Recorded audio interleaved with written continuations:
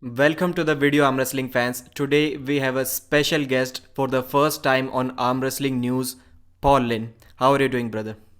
Doing well, doing well. Fat and happy. Yeah. No, you are not fat. You, you, For you me, I may am. you may be saying you're hiding those Brock Lesnar type traps in that t-shirt. Yeah. Still, they're still Uh, not hidden. yeah, too many carbs, man. I want to get back down to like the 210 range. Yeah. Once we get through this match, it's back down to summer weight.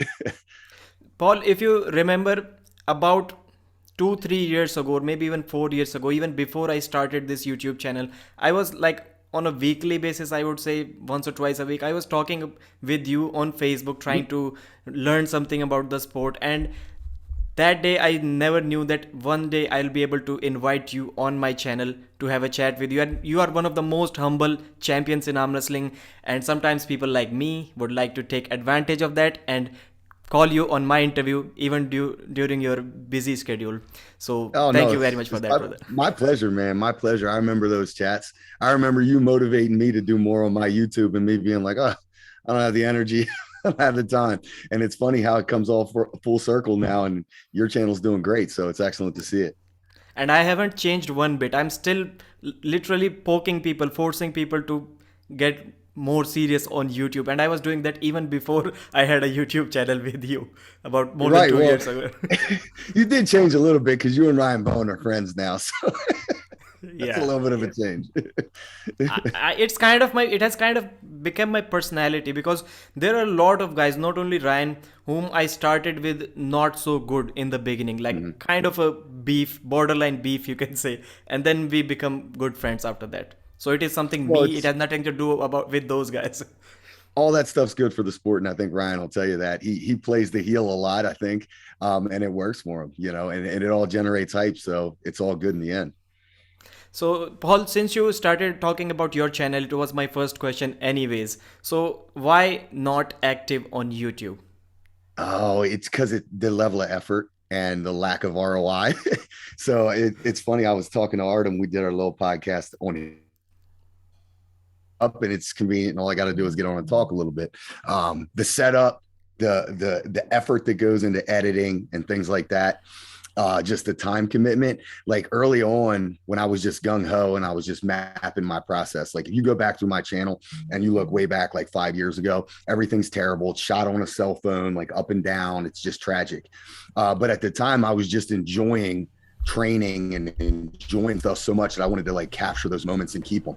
But then when it became like, oh, okay, let's monetize this, and let's go to a tournament and get a bunch of videos from a tournament and then edit it. The amount of hours I was putting in, I realized I'm never going to pay my camera off. So it's just become one of those things where I do a little bit here and there, but I try and do it so that it helps others predominantly, rather than like just trying to create content. So I really geared my channel towards training, new arm wrestler development, things like that, just because in my mind, I can justify the level of effort without the ROI. At least I'm doing something pseudo positive for somebody else, or leaving something out there, leaving a mark where somebody else can learn from what I've learned in my process. So it's just, I mean, I'm busy, dude. And like, I keep myself that way. So I'm not complaining. But when it comes to the end of the day and I got to come home and do homework with my kid and do stuff around the house, and I got this video out there looming that I need to edit, my level of, like interest is so low.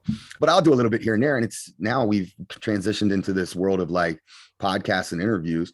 And I watch a ton of them and they're easy to do. Like this is easy. Just couple minutes, couple questions, and then it's on your channel, and I don't have to upload anything or nothing. So it's good enough for me.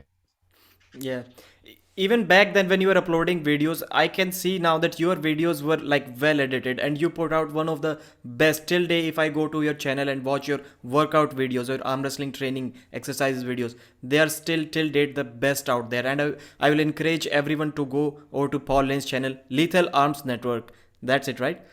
So Mm-hmm. please subscribe to Paul Lane's channel, about 5-6 thousand subscribers. And Paul, I want to say something about my channel or us as Sure. YouTubers. So, where do you consider yourself on YouTube? Like for me, it everything has to be planned out. Whenever some thoughts come to my mind, I note them down on my diary either or on my phone, and I have to collect those thoughts. Like I almost have to care about what every if anyone else is not saying that, there is a surprise factor, like nobody said that thing and Pradeep was able to connect those two dots, something from the past what happened 2 years ago and something now. I have to come up with these thoughts every day and I have to write them down, because otherwise nobody is going to watch my videos, I know that. So it takes time, like I have to give some time on YouTube. And there, on the other hand, there is Devon Laird, who can say whatever he wants on YouTube. Where do you see yourself in between these two guys? Well, the Somewhere on the reason, I Devon mean, side? yeah, probably. But I mean, I think the reason why your channels had so much success is because you're organized, because you have a, like, even today, you have an agenda of things you want to go through. It's less like on the fly, it's planned out, everything's cohesive, you know? I think I'm kind of in the middle of that, because a lot of the, so my channel, the idea of it, I changed it from my name a while back to like Lethal Arm Assassins. That was when Storm and I were doing a lot of content together. I just changed it to Lethal Arms Network. So the idea is I allow other people to upload stuff to my channel as well. If there's a pertinent video that, you know, CNY or another group has, I'll use that subscriber base as an opportunity for other people to use that quote unquote network. First off, it's easy for me to get content. Don't even try that much to do it, but I geared so much more of my content in the beginning towards training. So I think when I did those videos, like the series of new arm wrestler, you know, I have a couple playlists on there. I had like things thought out, and I had a guy helping me with the process of editing and, you know, making thumbnails and things like that. Devin obviously can do his stuff because Devin's Devin and he's a superstar, and people they'll tune in to watch him sit on the toilet or eat scrambled eggs. They don't, you know, he's going to be just fine, and he can do it from his cell phone, and it's still great content. And that's based on his star power and his charisma. So I'm somewhere in the middle. I'll do, you know, if we do an event and I like the concept, like we did a little call out wars event. And I actually, we sponsored it. One of my businesses sponsored it. And we had a videographer do like a concept where we're kind of mocking up, again, not mocking, but like trying to emulate arm war structure, like a quick interview at the beginning, quick interview at the end. But I can't edit that. So I got to pay somebody to do it who's better than me. So I'm in the middle. I'll do a little bit of nonsense. I'll do some lives here and there, but I don't have the structure that you have. I don't have like the foresight. So I just kind of wing it, you know. So when I was trying to remember your videos that I've watched on your channel, one video that comes to my mind immediately was your weight cut video before the Arnold's, I think it was. And I still remember that video. It was a very, very well planned video, put out video. And there you mentioned some things like you walk on an inclined treadmill. And I tried those things. I wanted to cut a couple of weights, and I know as a beginner I should not do that. And it was my first tournament, I think in 2019 it was. So I competed in 78 kilos, and that video helped me a lot. It was a great video. And with that being said, I wanted to talk about Paul Linn as a super match arm wrestler or Paul Linn as a tournament arm wrestler. Of course, my guess would be that you are a kind of a tournament guy, but why no Paul Linn in King of the Table? Why no Paul Linn in East versus West? So that's interesting because I've been really like pondering this concept right now in the current state of arm wrestling, like super matches versus tournaments. Artem and I talked about it. I bring it up. It's just, it's in the front of my mind at all times, just because we do promotions and I host tournaments too. So I think I am probably more effective as a tournament arm wrestler. I don't necessarily like one more than the other. I think that they both have their place. And I think that they both have to be prepared for totally differently. And the mindset for either of them is totally different. So my skill set being fast and being able to win the like the low hanging fruit matches quickly without taking a whole lot of damage is allows me to be a decent, you know, strategic tournament puller. The flip side is, you know, the whole super match concept is something that I can train for too, just because I have that versatility. And if I need to go inside and go into a war or something like that, I can do that as well. But I think where we're at right now is a very interesting place because we've lost WAL. The PAL hasn't done a whole lot lately. And in the United States, we have kind of like, we've lost the original nationals that were around when I was around. So there's really only the Arnold Classic and then like big local tournaments. So like that, like motivation to go to a tournament now is very low. And the flip side is the motivation to do a quote unquote local super match is pseudo low as well. Also because you're not getting the WAL payout, you're not getting the great production quality, all the cool stuff that comes along with it. So like we're in a weird place for arm wrestling. And what's happening locally here in the United States is tournament promoters are melding the two together.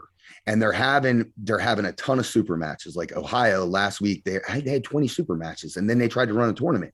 And to me, that's just crazy because you have 20 matches. There's 40 arm wrestlers who are going to be diminished if they choose to pull the tournament. So if I'm the puller who's climbing the ladder and I want to face that guy, and I know he has a super match, he's going to be there, but then I get him in the tournament and I got him after he did a 5-round super match. What's the win mean if I get it? So we're in a weird spot where I feel like super matches have been integrated in with tournaments, and I don't know if that's a good thing. I feel like they should be separated, but I think there's an incredible amount of value in the tournament. But in order for the tournament to be able to be the forefront, it has to be the highlight, so that people are willing to travel in to be in that class, that there's 8 or 10 of the best guys around in. Otherwise, not knowing, because everybody has super matches booked all year long now, it has a strange effect on where arm wrestling is. But I'm rambling right now. I know you mentioned East versus West. I did get an invite to go to East versus West with COVID travel and vaccine mandates and things of that nature. Along with my schedule, getting over to Turkey wasn't really possible. I would love to do it in the future, but it didn't work out. So yeah, Engen has been in contact with me about East versus West, so I didn't get snubbed or anything like that.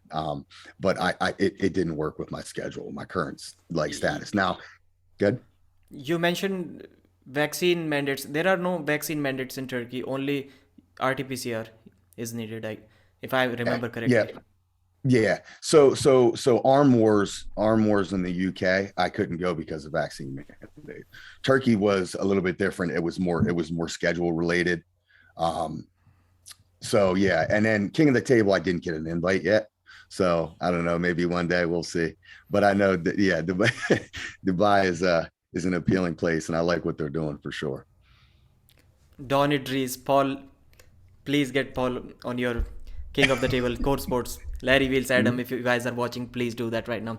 And since we were talking about tournaments, I watched your podcast with Artem, and that reminded me of one question. Not that it was discussed on that podcast, but Artem keeps on talking about that there should be no amateur classes. And I'm kind of worried about it because in India, there are no amateur classes. Like Mm-hmm. everyone competes together. And for beginners like me, it was not really good because what I want from a tournament is close matches. And Yep. luckily I got one really close match, about 30 seconds, 30-second long match in my first tournament. But other ones were flash pins. Luckily I got 2 beginners, I flashed them, and 2 experienced arm wrestlers, they kind of flashed me. But as a beginner, I would love to have more close matches, and I think that I can only get them in amateur classes. So what do you think about that? Well, Artem and I adamantly disagree on this topic. And we talked about that last night, which it'll come out probably today. And he has a strong stance opposing mine. I think that the tiers in arm wrestling are really important. And I also think that as arm wrestling gets bigger, there is a need for more tiers. Like, the that we host, we actually, and maybe this is overkill, but this just shows my perspective on it. We do a first timer class. That means this is the first time that you competed. You put your elbow down on an arm wrestling table. You showed up to the tournament. We want to have something for you. We're going to ref it really strictly, try and avoid injuries. We'll ref it totally different. We actually even have the pin lines raised so that pins are quicker to avoid break arm positions. So we have first timer, we have amateur, and now we entered in a semi-pro class. So when we get these huge tournaments here, Like where we literally Keystone States, we had over 300 arm wrestlers. And when you have that volume, there are big margins of the levels. And I know Artem's perspective. Pull pro, that's the only way you're going to learn. That's his thought process. And in a way, I kind of agree with that. But I think that everyone's process is different. You know, some people are going to come in at a real high level, but they're still at risk of injury pulling those upper tier guys. And I mean, we saw that at in Malta, you know? Yeah. So, I mean, a really strong, super talented arm wrestler just didn't have a whole lot of experience and wound up getting injured, which is tragic. So I believe that there needs to be a progression process. I also believe that if we don't allow people to have classes where there's a potential for good matches and success, people are going to sputter out and quit. And I think there's a lot of arm wrestlers that at one point in time were discouraged, pushed through it, and became really, really good. So I think we need to allow for that progression. But that's just my opinion. I see the sport growing. And just like anything, like, you know, if it becomes a mainstream sport, like let's say baseball, how many levels of baseball are there? You know, there's so many. Like in order to get to that high level, you have to work your way up. You know, your little league stuff, then your, you know, high school ball, teener ball, all that stuff. You work your way to the major leagues, and it takes forever. And there's farm leagues even for that. So I think it's important, as long as you have the volume of competitors, to divide them out. And then you as the puller have the option to pull up.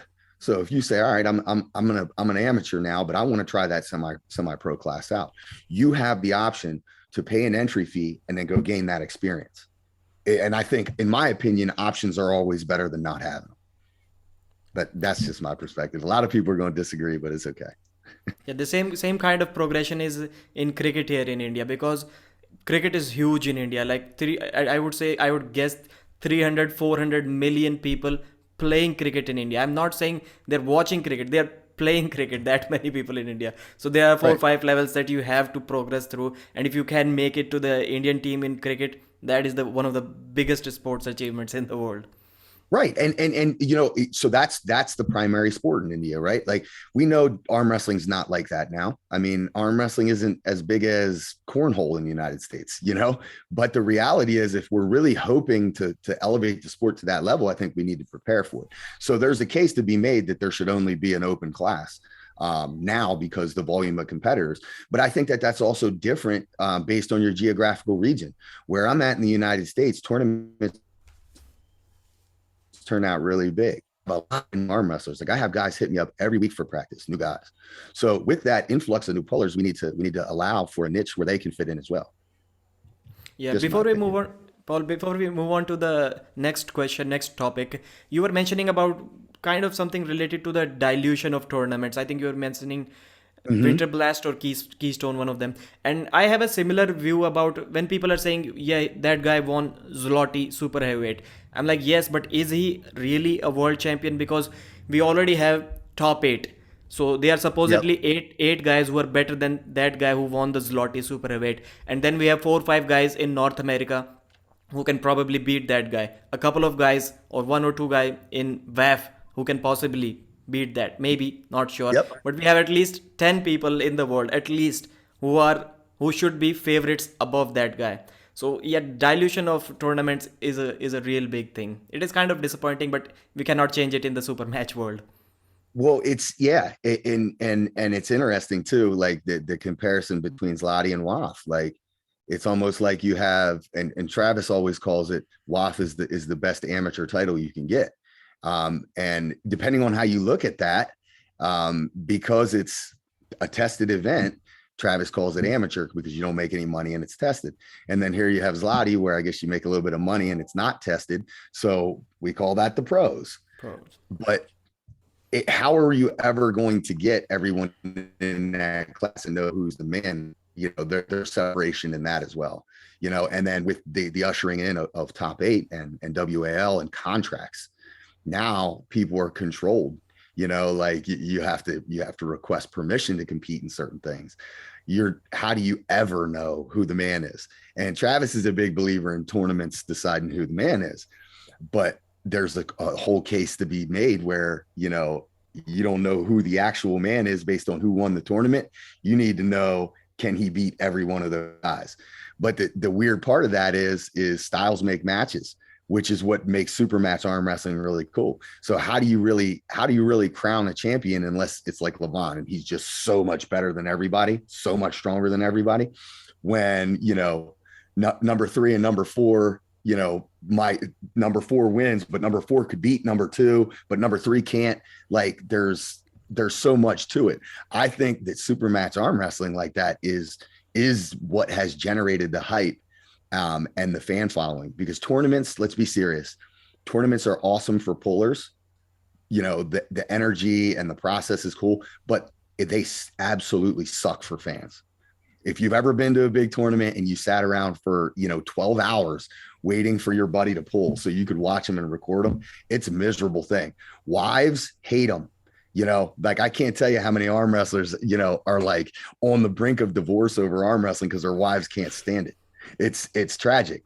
The only way to make it appealing to the masses is to really over dramatize and have one-on-one matches, have a fight card.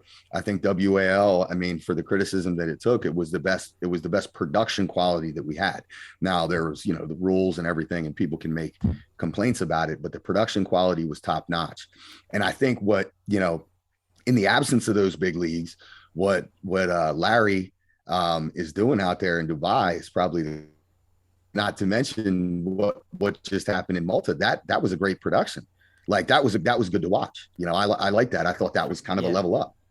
Best quality, yeah. Apart from WL, I would say that was the best quality that I have seen, and it wasn't even a pay-per-view. It was free to watch. So please support Kirsten Prodigy as well, brother. And let's move on to our next topic. Paul Linn versus John Brzenk. You faced the GOAT a few months ago. What is your experience from that match? Oh my goodness. Well, like John is the man, first off. And like just getting that opportunity was like a career highlight. I was very realistic coming into the match. I know John's level, but I stand by the fact that I was the best version of myself. I had no injuries. There's no excuses to be made. And he's just incredible. Certain pressures that he's able to apply were ones that I've never felt. Like a static hydraulic pronation, right? Like a lot of times you feel a guy roll into their pronation. John's was constant. It was like pronation down through his thumb, up through his wrist, even in a hook. A lot of times in the hook, you feel guys downward rotate. John was rotating up constantly. And it was like that.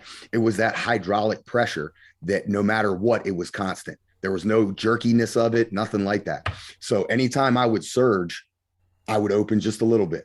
You know what I mean? Because it was so constant. So that paired up with an unbelievable static back pressure. So to move John's arm this way is possible. What I noticed, and if you watch a lot of his matches, he rarely loses center this way. Even when his hand goes back a little bit, he maintains center. So that his just static back pressure paired up with probably the world's best pronation is something different. But it taught me, and after talking to him afterwards, some weak spots in my hand, initiate a hook, but I need more hand in there in order to be able to get to a pinning position or a holding position. So it gave me a couple things that, I can have and will continue to focus on to help bring me to that next level as well. So when I was watching that match, round 2, to me it looked like Paul Linn forced John Brzenk in a hook. And I was kind of doubtful, did John go into hook? Because round 1 was kind of comfortable for John. And I was like, literally, I thought even at that moment that I'm going to text Paul Linn or John Brzenk, maybe Paul Linn, that did he force John Brzenk in a hook in that match? Or did John intentionally went there? And as soon as I started thinking about that, there was Gary Roberts. He asked John Brzenk, so did he force you in a hook? And John said yes. He did not go there intentionally. He forced him in hook. So I was quite surprised to hear that from John himself. Yeah, I spoke to him. I spoke to John quite a bit, text messages back and forth and everything afterwards. And that interaction was very encouraging for me.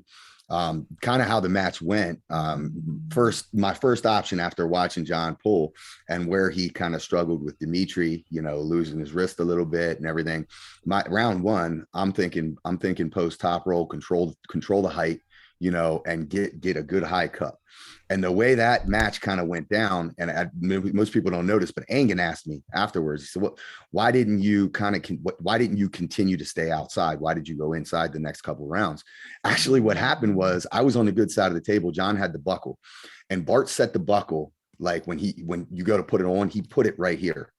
So when the buckle pulled, it cinched down, it only came to about here on John's hand.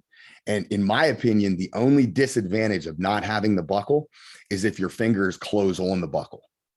So you lose a level of control. And it was weird. Like John got it pulled back here a little bit. And when I closed my hand, and I'm post top rolling Travis style right now, kind of making a fist, fattening my hand, my pinky and ring finger landed right on the buckle. And when I clamped down, my pinky spread this way. And I don't know what it did, but my pinky is still like deformed a little bit from it. After that first round, my pinky I couldn't close it. So I was like, I got to go inside the rest of the time. So the rest of the matches, I just totally committed to being forward and throwing my shoulder into it. So I think John said that, one of his frustrations with the match was, and at that point in his comeback, was him struggling to get his timing back. So I think I just was able to kind of out time him. I think if I didn't have the timing, I think he would have been able to prevent the hook, but I think I just timed those round 2 and 3 up. And that was an amazing match to watch. And few months after that match, John went on to face Devon Lett. Of course, he lost that match, but then he went on to face Khadzimurat Zoloev. He has about 15, 16 world titles, I think. And John kind of, no disrespect, but John kind of made him look like an amateur against him. He was not able to do anything in that match. So, Paul, I wanted to take your opinion. What do you think about that match, first of all, John versus Zoloev, and your match, if that ever happens, against Khadzimurat Zoloev? I asked one pro arm wrestler, former world champion, I'm not going to take any names here. He told me that Zoloev will beat Paul Linn. What do you have to say about that possible match? We never know until we know, right? We never know until we know. I don't know if Haji was a little bit off that day or not. Somebody said something about him coming off of COVID. That doesn't sound like an excuse to me. That sounds like maybe he was just a little bit off. But that's not taking anything away from John, because I think John, every week that John trains, John gets this much better.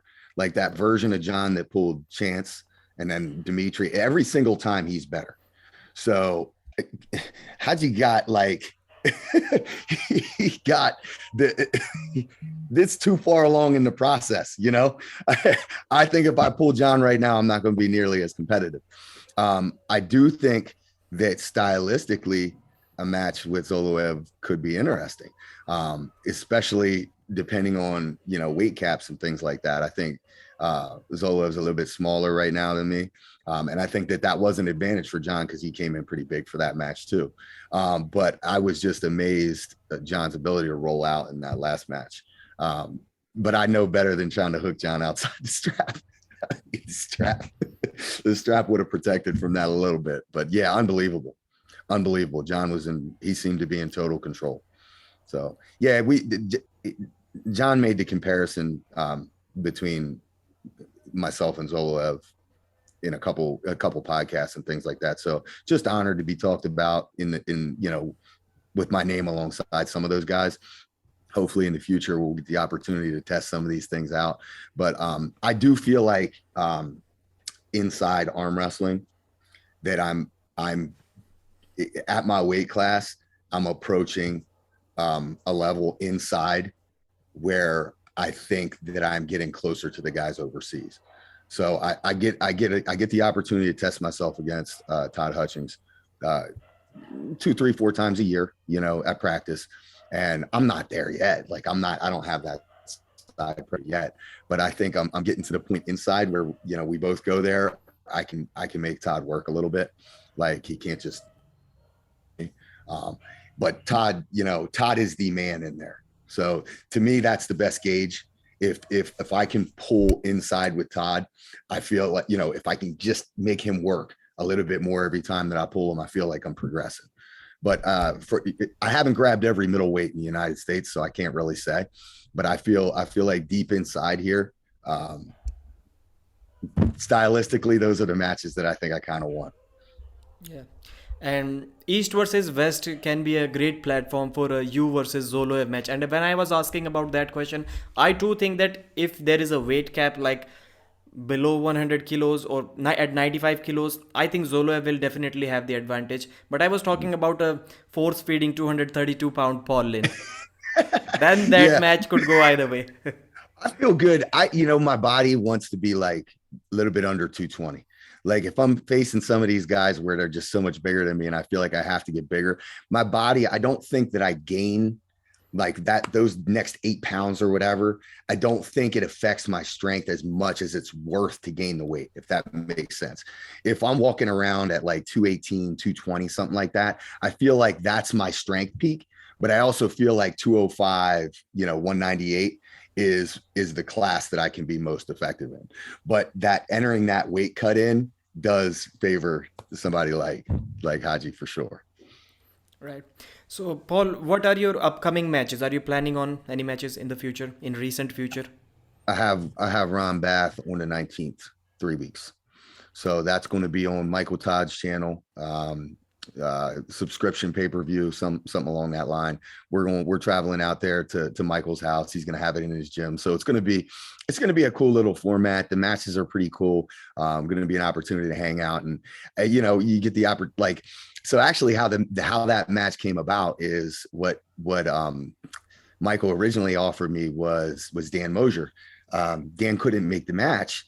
So he suggested Wayne Withers, who's, 350-pound super heavyweight. And there's nothing to lose there. So I was like, sure, I'll take that. He called me back in like 2 days. He said, well, I booked your match. You got Ron. So I'm looking at those three, and Ron is stylistically the toughest match for me. But the flip side to that, he's also a legend. So like, that's not getting the opportunity to pull Ron is not something that I would ever turn down. But I got a world's worth of respect for that guy. So definitely a tough stylistic matchup. But again, I got no excuses. I'm in good shape. So. And Ron Bath is really hot right now. Like he's one of the Yeah. most perfect pay-per-view material right now because of that Zurab Tavbaridze amazing Yeah. war. I've heard experienced arm wrestlers, elite arm wrestlers say that this is probably one of the best match that they have ever watched in their life. Yeah. I mean, it was like painful to watch almost. And like people were like breaking the match down. Like I'm talking to people and they're like breaking the match down. I'm like, dude, after like the first round, you can see that they can't even close their hands. Don't even break it down at that point. Like this is just a war. This was just like a heart battle at that point. Like techniques out the window. Ron's stretched out, Zura's pulling without his hand. I mean, it's just a war. Incredible amount of heart. And I think that match could have gone either way, but hands down the best match of the card for sure. Yeah. Paul, my final question to you. And one of my favorite questions, I've recently started asking every arm wrestler this question before I end the interview. What pisses you off about arm wrestling or arm wrestlers or anything related to arm wrestling? Um, I don't know. But but I kind of have an appreciation for trolling too. Like I think that that it's really great in some aspects, and in others it can be like weird and negative. But it's not something that I mean, I watched like when I got involved in arm wrestling, like you had people that trolled. There was a few people and they were pretty good at it, you know what I mean? And it was entertaining. But it's just got a whole nother level. um I'm not it doesn't affect me, but when I look at it and say like the totality of it, like some of it's good, some of it's bad, but I've watched it turn into something like people have taken it really to the next level. That, and I think from the tournament promoters perspective, just frustrations with pleasing the community. I think if you really sit back and you look at somebody promoting a tournament, and what they have to go through, the level of stress to put that tournament on, and then the hate that comes out based on uncontrollable things and things of that nature, that has been a frustration, and not necessarily with our promotions, but some of the stuff that I see on the online, just the community sometimes being displeased with someone who put a whole bunch of time, money, and effort into providing an event for them. And one bad thing, one bad call, or one reffing mistake, or the tournament runs too long, and then this promoter gets picked apart. From the perspective of a promoter, there is no financial reason to do it. Like you put in like hundreds of hours. And if you're not getting sponsors, you're fronting the money yourself. You're not doing this to make money. The chances of making money are so slim. So it can be frustrating to try and please arm wrestlers from that perspective. And honestly, I see some promoters out there doing their absolute best and not getting the credit they deserve. So I think that's one thing that the community could improve on, because we aren't in, like we talked about, without the big leagues and stuff that are doing, that have money backing and sponsorships and money to throw at the sport. Everything that's being done right now is really kind of out of the kindness of people's heart. Like, I mean, look at East versus West. Look what Engen puts in for that. And I've heard people talk about like the production quality of that and criticize it. Like, dude, what are you talking about? Engen is pouring his whole life into this. Like, there should be incredible matches, incredible big names. Like, the guy he's pouring his soul into it. We need to get behind it and not criticize it. Yeah, Okay, I'm off my soapbox. this is what I learned about 6 7 years ago. I would say that don't just point out the faults, the mistakes, provide the Yep. solution as well. Then the guy who's at the top is willing to listen to you. Like I even Right. gave a feedback to Engin. I said that the stream was, I would say, kind of bad. The audio, the main microphone was also not good, and the stream Right. was crashing a lot. But that problem was almost 100% solved for the people who are watching it on a browser. Right. It was the app that was crashing, not the browser was almost fine. So this is the Right. way I believe that how you should give feedback to a promoter, not just saying that please do not do it again, it was Right. really bad. It's about your positive intentions, right? Like you can make a criticism with positive intention. You can also make a criticism from a negative perspective as well. So I think it's really all about what your intentions are. And like you said, offering solutions. Like if it's easy to point out mistakes, but if you don't have a solution, I'm sure that person already knows it happened. They don't need you to point it out again. We're looking to fix things and improve things, not just harp on what went wrong. So yeah, I'm with you 100%. Yeah, I was in a welfare meeting in my organization, and the head there, that guy told me that some guys were giving him the problems, only the problems. He told us that you may think that it is my job to give you solutions to work for your welfare, but it isn't. It is your job. I do not have the time to think about that unless you provide me the solutions, and I just have to act on that. I'm not going to sit over and think it for you. So you have to Right. provide the solutions sometimes Right. if we Absolutely. want better quality. And guys, please subscribe to Paul Linn's channel. Link will be in the description. He has recently uploaded about 4 or 5 very well recorded and edited matches. Please check them out. And thank you, Paul Linn, for joining. And if you have anything for the viewers, any message apart from telling the trolls to stay away from you.